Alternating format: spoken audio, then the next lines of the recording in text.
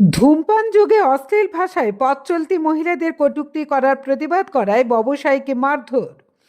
এবার অন্যায়ের প্রতিবাদ করায় রীতিমতো দলবল নিয়ে এসে এক ব্যবসায়ীর উপর চড়াও হয়ে তাকে বেধড়ক মারধর করার অভিযোগ উঠল আরামবাগে।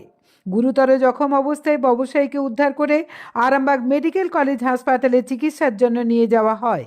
তার কান ও চোখে গুরুতর চোট লেগেছে বলে জানা গেছে। ঘটনার সূত্র অনুসারে আরামবাগ থানার পল্লীশ্রীর কাছেই একটি নার্সিংহোমের অনতি দূরে এক ব্যবসায়ী প্রতিষ্ঠানের পাশেই কয়েকজন যুবক সিগারেট খেতে খেতে নাকি পথ চলতি মহিলাদের লক্ষ্য করে অশ্লীল অঙ্গভঙ্গি করছিল, অশ্রাব্য ভাষাও ব্যবহার করতে থাকছিল। পল্লীশ্রী সংলগ্ন এলাকায় যার দোকানের সামনে এসব আচরণ করছিল ওই যুবকরা, তাদের প্রথমে নিষেধ করা এবং তারপরেও একই পরিস্থিতি চলতে থাকলে প্রতিবাদ করায় ওই যুবকরা চলে যায়। কিছু সময় পরেই তারা লোকজন ডেকে নিয়ে এসে ওই ব্যবসায়ীর উপর চড়াও হয়ে মারধর করতে থাকে। পরে বেশ কয়েকজন এসে রীতিমতো বিধ্বস্ত ও জখম ওই ব্যবসায়ীকে উদ্ধার করে মেডিকেল কলেজ হাসপাতালে ভর্তি করেন। তার পুত্র থানায় লিখিত অভিযোগ করেছেন বলে জানা গেছে। এই ঘটনায় তীব্র নিন্দা প্রকাশ করে ওই পুত্র কি বলেছেন তা শোনাবো। রাজু আলী খানের রিপোর্ট, আরামবাগ টাইমস। ছিল বলতে গেলে আমাদের পল্লীশ্রী পাক নার্সিংয়ের সামনে আমাদের একটা দোকান আছে বাইকের। তো ওই দোকানের সামনে দোকান আমার খোলা ছিল, বাবা একটু সাইডে কিছু কাজের জন্য গিয়েছিল। তো দোকানের সামনে তিনজন ব্যক্তি টোটো নিয়ে বসেছিল, ভিতরে বসে সিগারেট ওপেনলি খাচ্ছে। তার সঙ্গে বাইরে থেকে যখন রাস্তাতে কোনো মেয়ে যাচ্ছে তাদের উপরে টোন টিটকিরি সেটা করছে, সেটা বাবা দেখে, তাদেরকে দেখে বারণ করতে যাওয়ার উপরে তাদের সঙ্গে তর্কাতর্কি হয়। হওয়ার ফলে পুনরায় তারা সেখান থেকে চলে যায়। যাদের সাথে বারণ করেছিল যে এখানে বসো না, তোমরা সাইডে যাও, দোকান আমার, তোমরা এখানে কেন এসব করছো, অশ্লীল নোংরা কথাবার্তা বা বসে সিগারেট খাচ্ছ, আমার ব্যবসাদার, আমার দোকানে লোকজন আসবে আর আসবে। তো এরকম তাদের সাথে বলতে তারা পুনরায় এখান থেকে বেরিয়ে যায়। তো কিছুক্ষণ পরে সেই জায়গাতে মোটামুটি জোনা 10 আরও বেশি বলা যাবে, হ্যাঁ 50 লোক এসেছে। এসে কোনো রকম না কোনো কিছু কথা বলে, বাবা বাইরে দাঁড়িয়ে থাকায় তাকে বাইক থেকে নামিয়ে বাইকে দাঁড়িয়েছে এক জায়গায় বেরোবে বলে, তো কোনো কিছু কথা না বলেই তাকে মারধর করে।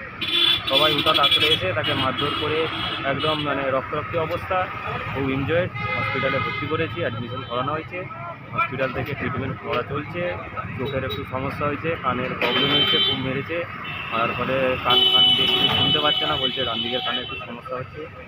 তো এরকম পর্যায়ে মানুষ খারাপ কিছু কাজ করছে, তো সেখানে বাধা দিতে যেয়ে আজকে তাকে এরকম অবস্থা হয়েছে। তো এর ব্যবস্থা কি নিচ্ছে প্রশাসনের দ্বারস্থ আমরা হয়েছি, প্রশাসনকে শুনিয়ে। থানাতে অভিযোগ দায়ের করেছেন? হ্যাঁ করেছি, থানাতে অভিযোগ করেছি। হসপিটালে তিনি এখন ভর্তি আছেন। খুব যারা মারধর করেছে তাদেরকে কি চেনা? মোটামুটি কিছু কেমন ব্যক্তিকে যেমন চেনা আছে, তো তারা দেখতে তা কী ব্যবস্থা নেয় তাদের জন্য, সেই জন্য থানায় দ্বারস্থ হয়েছি। লিগালি প্রসেস, থানা যে ব্যবস্থা নেবে, কারণ ওইভাবে তো মারধর করার কোনো কারণ ছাড়াই তো উচিত নয়। প্রশাসন তো আসে তার জন্য, যদি কাউকে কিছু ভুল হয়ে থাকে সেটা প্রশাসন দ্বারস্থ হতে পারত।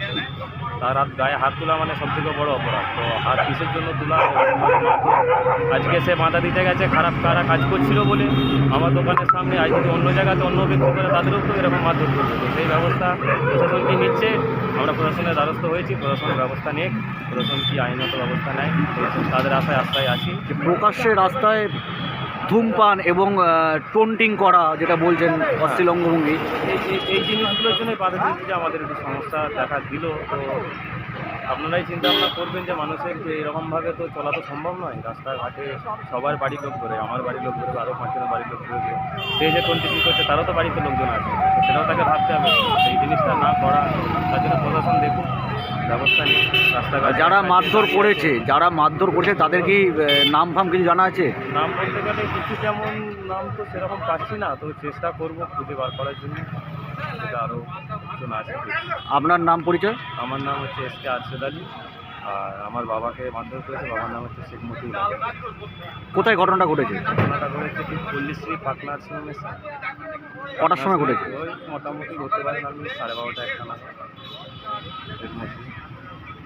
জ্যোতিষ জগতে অদ্বিতীয় ডক্টর অঞ্জন শাস্ত্রী, আপনার উজ্জ্বল ভবিষ্যতের একমাত্র দিশারি। Call for booking 7477886099 or log in www.anjanshastri.com। Download করুন আমাদের exclusive mobile app astro Anjan.